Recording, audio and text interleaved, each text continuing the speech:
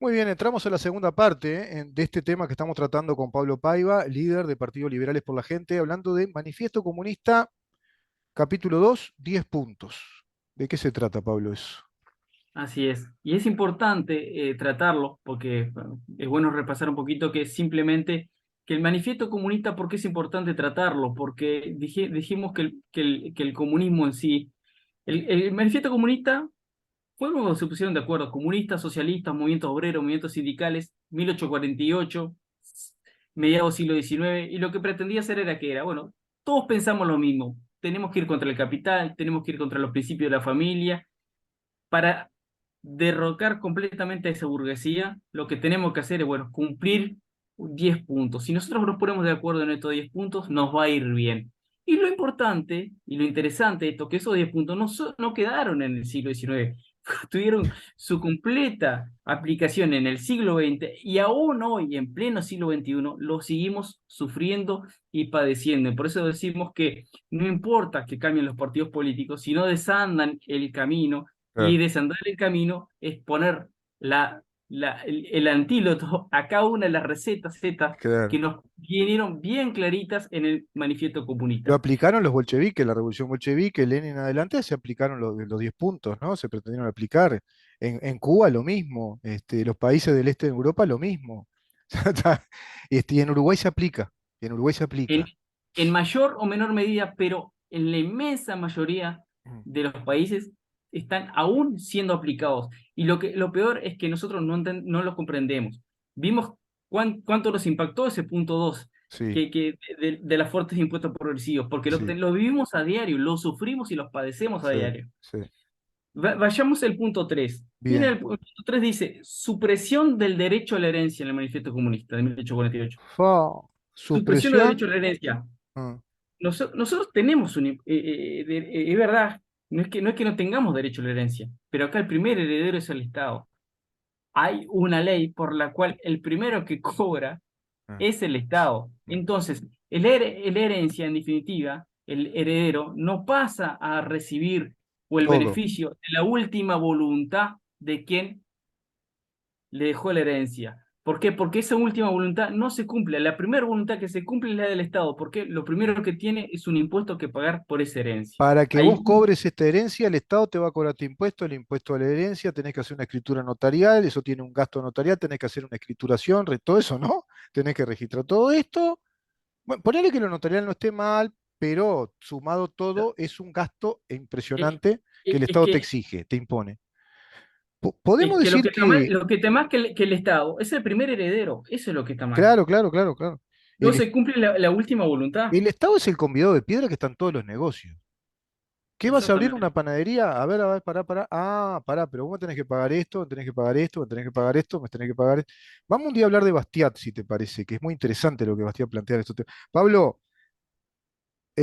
Uruguay podemos decir que entonces es como, aplica bastante de este manifiesto, no en puridad, pero es como un híbrido, como una cosa ambigua, aplica Bueno, cosas y otras. en algunos puntos simplemente los vemos representados en sus proyectos de gobiernos, Ah, pero no fueron aplicados. Estamos hablando de la expropiación de la tierra, esos claro, que son más contundentes. está. Pero vimos que las fuertes impuestos progresivos están Sí, se al aplica, corriente. sí, al corriente. Si bien no se Suprimió toda suprimió la herencia, sí todo hay el una derecho a la herencia, parte, pero hay una parte que la come el Estado. sí, En el cuarto nos habla de confiscación de la propiedad de todos los emigrantes y sediciosos. Bueno, gracias a Dios acá no se ha dado, tenemos ejemplos, ¿verdad? Nicaragua, Venezuela, Cuba, mm, ni que hablar que la Venezuela de Chávez con aquella famosa expropiese, es capaz que es la que más expropiese, sí, sí. y lo que más nos queda en la retina, ¿verdad? Co- Pero co- fíjense, para confiscación de la propiedad de los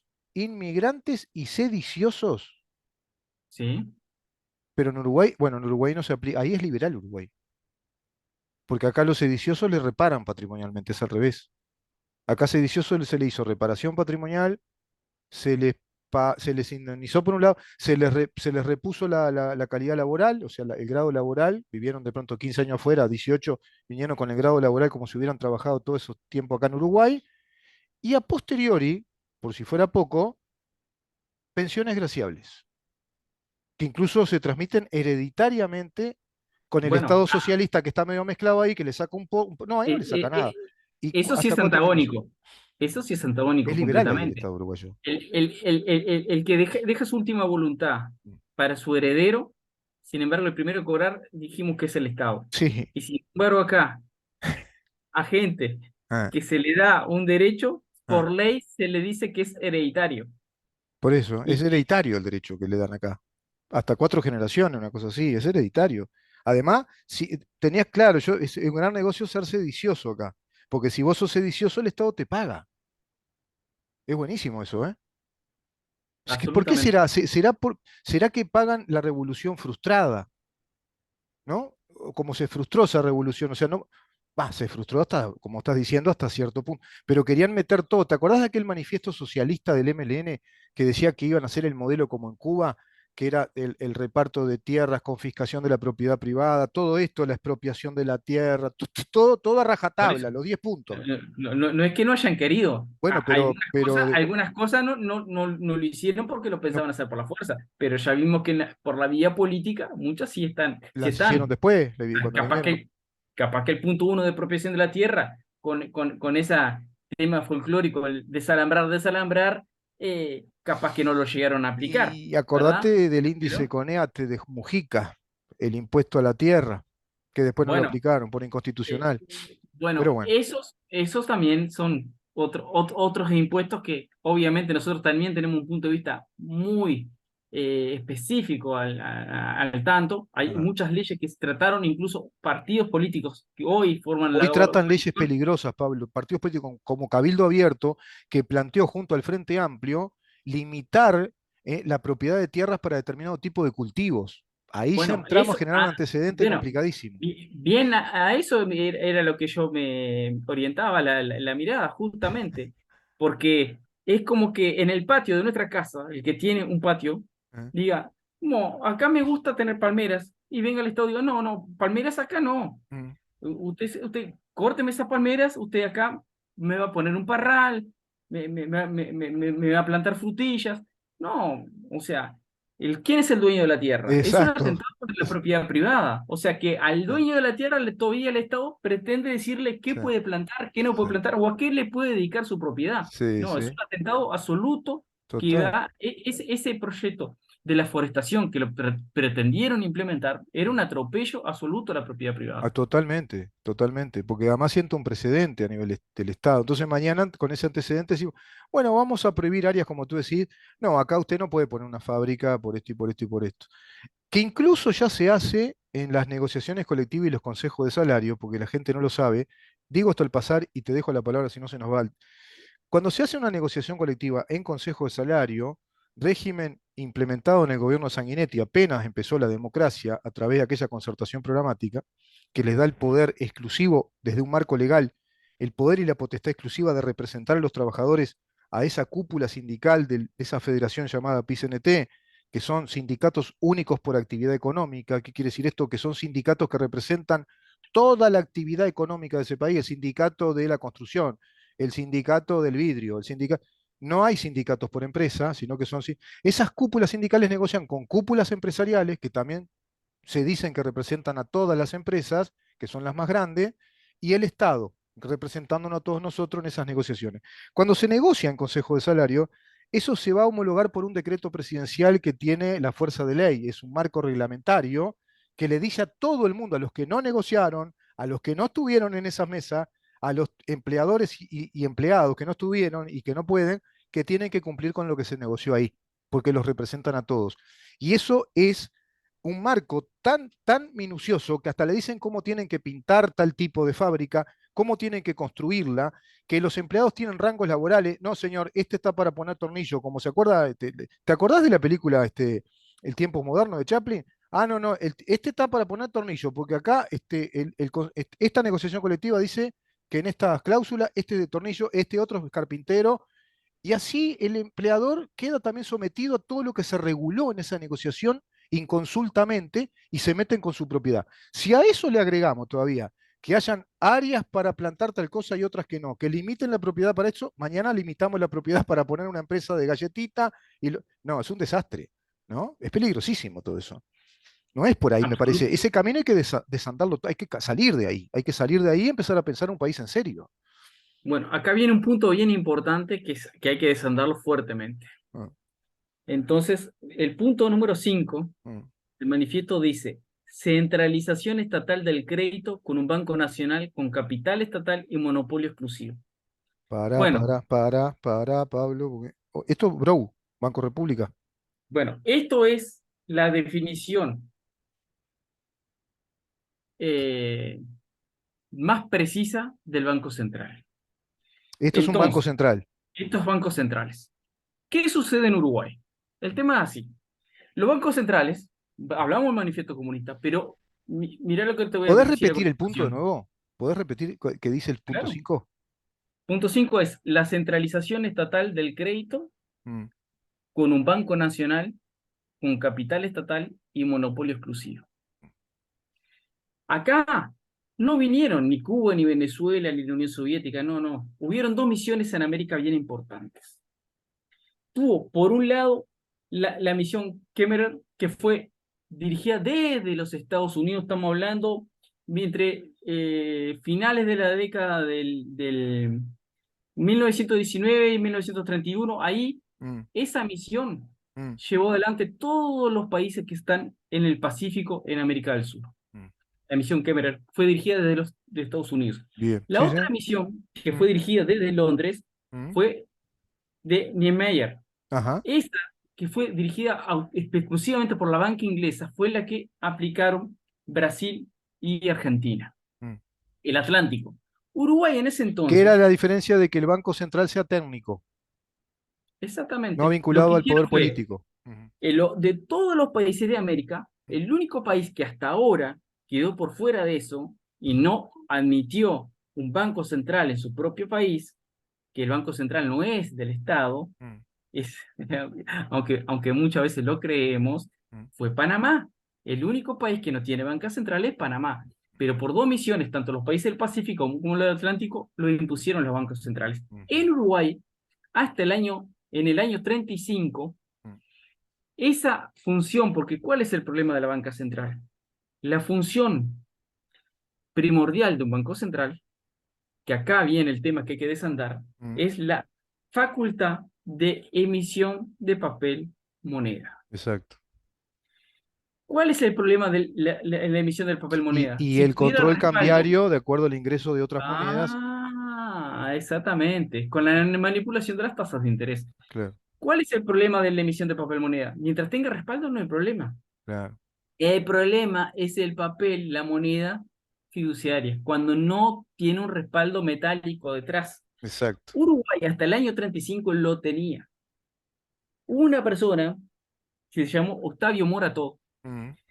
que estuvo al frente del Bro y era de los que llamados en ese momento en el país se llamaba los Los oristas, oristas eran los que creían la porque eran los convertibilidad en que el oro, que el oro era la exactamente base monetaria, claro, defendían el patrón del oro. claro. Entonces, hasta esa época La Uruguay, la unidad de valor era el oro, que era una el unidad oro, tangible, cuantificable, muy importante, ¿no? Los oristas les decían, creían los en, oristas, pero claro, aparte el oro más o menos por promedio histórico va aumentando su valor a un ritmo más o menos del 1,3% anual. exacto. Quiere decir que le va dando valor, no es que se pierda el valor ni se No, mantenga su valor, pero es un valor que sí es estable. lógico y proporcional y estable, y es el respaldo al papel moneda. Mm, Cuando uno emite papel moneda, que normalmente, ¿cuándo emite papel moneda? Emite papel moneda para solventar los gastos del Estado. exacto, Ahí viene el problema. Cuando usted no tiene el dinero y usted emite para asumir los gastos. exacto. Viene Entonces, el Chicho y le dice al contador, hay que poner más empleados públicos acá, allá, y dale, y metemos más allá. Hay que crear un ministerio nuevo, y dale, vamos, y le decimos a la gente. Y ahí y empieza a gastar, emitimos, el y Estado emitimos. gasta, y no saben bien si eso tiene relación con la capacidad productiva que tiene el país respecto a todo el sector privado, que es el que produce la riqueza, ¿no? Claro, pero no solo eso. Tenemos por un lado ese problema y por otro lado, el gran tema es lo que conocemos acá. En el mundo en general se maneja como la reserva de fraccionarias, pero acá lo conocemos como los encajes bancarios. Sí. ¿Qué es un encaje bancario para que nos entiendan todos? Es más o menos Uruguay anduvo en los últimos tiempos en el alrededor de los 25%, aunque fueron flexibilizados y reducidos producto de lo cuando pasamos por el tema del COVID-19. mm, ¿Por qué? Porque la idea era fomentar la inversión, o sea, que hubiera más dinero circulando. ¿Cuál es el problema cuando uno tiene el encaje bancario? ¿Qué significa? ¿Qué es el encaje Cuando bancario? Para que, pongamos que tuviéramos del 25%, quiere decir que uno va y pone 100 pesos en el banco. mm. Vamos a usar un número redondo para que Sí, sea fácil. bien redondos didácticos, sí, 100 pesos en el banco. El banco, por ley, tiene la obligación, manteniendo el encaje, de quedarse solamente con 25. Y los otros 75 los puede poner en la plaza mm. para generar crédito. O sea, o Dar sea, el banco circulante, termina claro, prestando lo que no tiene. Entonces, ¿qué pasa? Genera artificialmente dinero de exacto, la nada. exacto. Porque Genera dinero de la nada. Ahí de- empiezan los problemas. debemos Primero, decir acá, puntualizar acá, que el crédito no produce riqueza, no acumula, no produce dinero. Lo que hace el crédito es concentrarlo en un lugar o en otro, facilitarle a algunos, a otros menos, genera una ficción, ¿no? Genera una ficción económica. ¿y por qué es importante? Y la gente dirá, bueno, pero ¿qué me afecta a mí el Banco Central que emita papel moneda si no tiene respaldo metálico? Mm, ¿Qué me importa a mí mm, si los encajes bancarios y a mí no me afecta? Bueno, mi amigo. El tema es cuando nosotros vimos el tema de los impuestos en el punto 2. mm. Los impuestos nos pegan a todos, pero el mayor impuesto de los que tienen menos recursos se conoce como inflación. La Exacto, inflación es el impuesto del que menos tiene. ¿Y exacto, cuándo es la inflación? Mire, cuando usted va con la misma cantidad de dinero al almacén al mes siguiente y compra muchísimo menos que lo compró exacto, el mes anterior. ¿Qué pasó? Las cosas, los productos quedaron más caros? No, su dinero perdió valor. exacto, ¿Pero por qué pierde valor? Porque normalmente la inflación normalmente es un fenómeno monetario. exacto. ¿Y por qué? Porque se emite y se emite la maquinita de convertir dinero como si Dinero sin estuvieran siendo respaldo, ricos. sin respaldo de riquezas verdaderas, fidedignas, que eran muy cuantificables con la unidad del oro, ¿no? El oro como una unidad tangible, medible, que no pierde valor, como tú decís, que establemente siempre crece y que respondía necesariamente a esa calidad del metal, a esa, digamos, virtud que tenía, pero que respondía directamente a lo producido. Por eso la solución es volver al patrón oro, o volver al tipo banca Simon, pero volver a un dinero el cual tenga un respaldo metálico que lo podamos cuantificar por ley, Exacto. establecer directamente por ley, y la banca, los bancos, no puedan